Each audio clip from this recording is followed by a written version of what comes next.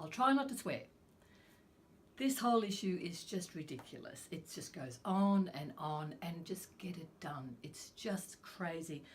The Prime Minister is distracted by this all the time. No matter where he is, he's trying to make a public announcement or announce a policy or have a go at the Labor Party, whatever is going on. The media will ask him questions about what's happening with same-sex marriage. The latest thing is this idea, this crazy notion of a plebiscite by post. Now, you know already what the problem with that is. The really die-hard for and against might answer that through the post. Most people won't even bother. So we'll be none the wiser about whether to legalise same-sex marriage or not. So from the political point of view, this is really just such a no-win situation, the way it's panning out at the moment. It's just a distraction.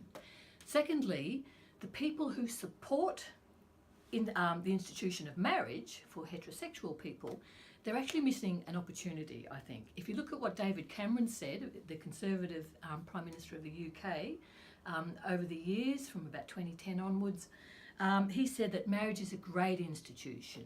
It's a wonderful institution and it should be available to gay people.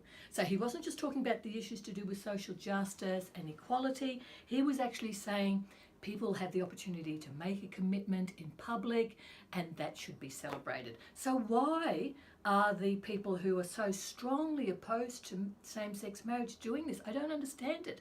Bring in your gays, bring in your lesbians. Why wouldn't you? Because then it means that there are more people also celebrating the institution of marriage. Because at the moment, the figures are stable, but not everybody is getting married. They're getting married at a later age, all those sorts of things. Divorce rates are still high. So you want people who believe in the institution, so let them in.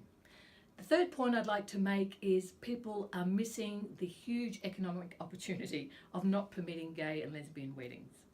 The average cost, depending on where you look for your figures, of a wedding in Australia, hold on to your hats and coats, $65,000. Now that means you could probably still get married for $2,000 or $110,000, but that is a lot of money. So you think of things like, you know, all the lead up to the wedding and the invitations and the bridal gowns and the groom's jackets and coats and the bridesmaids and the page boys and the flower girls and the cake and the photographers and the makeup and their hair. All of these things cost money. Then there's the honeymoon and, you know, the reception, the band, the food, the alcohol. Don't forget the alcohol. So the problem with not allowing same-sex marriage is that you're missing economic opportunities for economic growth. And given that everybody talks about that, that's, I think, another really good reason to legalise same-sex marriage.